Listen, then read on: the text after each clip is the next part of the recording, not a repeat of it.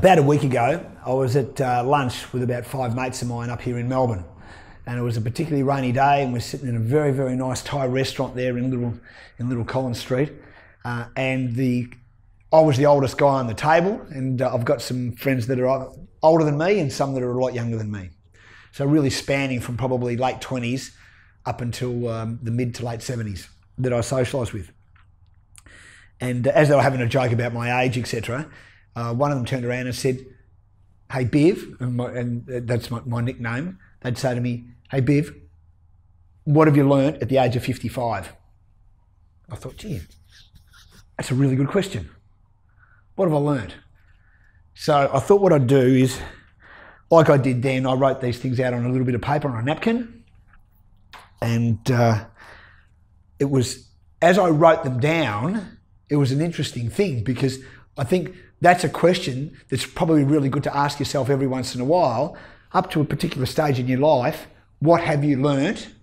How does it affect you? And how can you educate others to it for their benefit? So I'll run through some things that I think I've learnt at the age of 55. So at 55 years of age, right, one of them is that I think, and my father always says that some people are born with a happy gene and some people are born with a grumpy gene. I don't know if that's altogether true. Sometimes I think it is.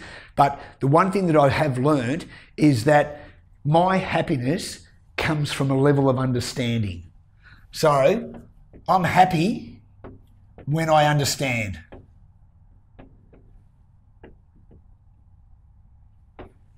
And I'm just talking about things in general. And it's no different to, reading all the dialogue on the Dalai Lama, etc. When he says, there are plenty of good people in the world, and, you don't want to change your behaviour when someone's awful to you. You want to still be a good person, don't retaliate, etc., etc. There is a level of contentment and happiness in that type of attitude, but it takes strong volition and takes someone strong of character to be able to do that. Talking about a Dalai Lama or Jesus Christ or whatever, turning the other cheek type concept. So what I've realised, one, is when I'm happy, I generally understand well. The other thing that I've learned is that what seems to be common sense for me is not necessarily common sense for the next guy. So my common sense, as people call it, is based on my experiences. And for me to be close to somebody else, whether it's my life partner, my friend John here, whatever, it is very good to get an understanding of their background and their life experiences, because then you have a greater form or a greater platform to communicate on. So therefore, common sense, if we take that word away, those two words away, life experiences generally dictate a lot of your traits. So therefore, you'll be able to relate to someone else better when you know where they come from. And I think that's a fairly simplistic thought of a process, but it works for me. The other thing is that when I break my happiness up into segments, right? For me also to be happy, I need to be striving. So unless I have goals, I'm generally not happy. And they don't have to be fiscally orientated goals. They can be personal goals, financial goals, business goals, health goals. And a lot of it comes down to these sort of things. Where's your mindset?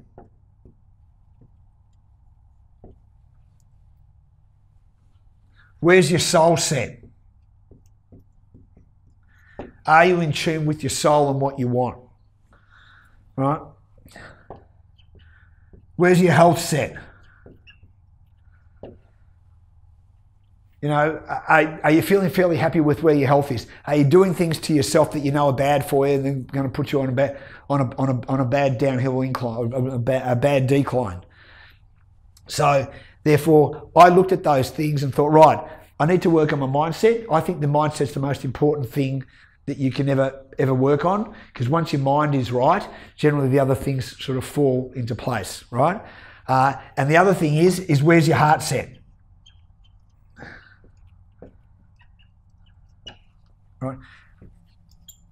Do these things get a big tick from you or do they not? All right. The other thing is that if we believe that the universe is infinite, then the other thing we've got to believe too is that when we're dealing in the business world, we've got to remember that there is a certain amount of stupidity in the business world that's infinite. So therefore, people based on their life experiences, etc., this is what I've experienced, is that if a conversation starts going haywire very early, I generally don't continue it very long. I have a very, very short tolerance for things where I can't create benefit for the other person and they can't create it for me. So therefore, that I understand that there's a level of stupidity out there that I can't tolerate, nor do I want to mix with. All right. So, and I'm not being negative with this, but there are unfortunately, some stupid people that you shouldn't tolerate. So therefore, you only have a finite amount of time in a day, so you need to make sure that you utilise that time right. So what I'm really getting at is I've learned that for me at 55 years of age, the time usage is extremely important. Anything of value to me has a price. If I get something for nothing, it generally doesn't hold a lot of value.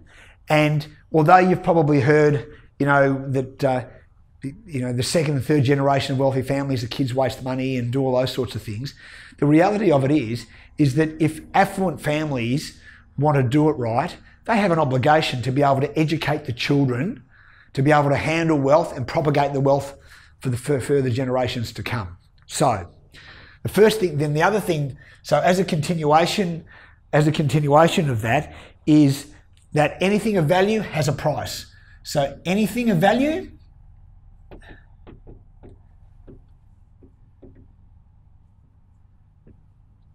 has a price. Okay.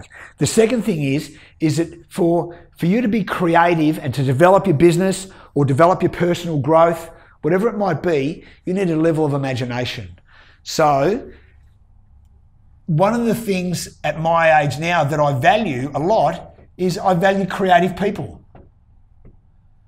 To be able to visualize and have a high level of imagination is a real art and skill. So what I try and do is if I'm a little bit closed or have tunnel vision on certain ideas, I make sure I get people around me that basically are creative and have great imagination. And Warren Buffett always says, I don't need to be the smartest guy in the room. I need to make sure that I surround myself with the smartest guys in the room. And I think that's where that sits, because the art of running a good business or having a good life or having a happy life is increase the skills that you're really good at and enhance them even further. Slowly learn the ones that you don't have, but in the interim, get people around you that have those skill sets that you need. So, use creative people. That's the other thing that I've learnt with that. At 55 again, the other thing that I've learned is this, and I love this saying, luck is a function of intent.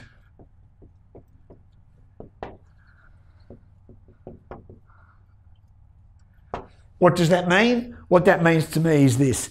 You might be out and about and someone says to you, gee, you were really lucky that you bought that property and you just happened to be at the right place at the right time. Well, there was something that triggered that, and maybe at the time you didn't want to go to that particular function, and then you started talking to somebody, and one of the things that happened is you started networking and then an opportunity became available. And I'm talking about more in real estate terms now. But generally speaking, when you put yourself out there and you're networking or you're out in the marketplace or you're socialising, etc., right? And someone says that you're lucky, it's got nothing to do with luck. Luck's a function of intent. And what I've found by that is this, is that every time that I've used my socialisation skills and I've put myself out in the marketplace, something always comes to me. Someone's always attracted to me or something's attracted to me that benefits some other people and myself. So I leave you with that thought process, because you cannot expand your life and be happier. You cannot expand your business and be wealthier if you don't get out there. So therefore, when people say to me that you're lucky, it's got nothing to do with it. luck is a function of intent. It's actually pushing yourself out in the marketplace. And the other thing, which is probably the last thing for me here, is that experience, for me, everyday experience, life experience, the year's worth of experience creates two things for me. It increases my knowledge exponentially, and it increases my intuition. So therefore, for me, knowledge is based on a learning that comes from experience. Intuition is based on a learning that comes from experience. So knowledge and intuition come from experience. And those are the things that I learned over lunch when someone asked me, what have you learned at the age of 55?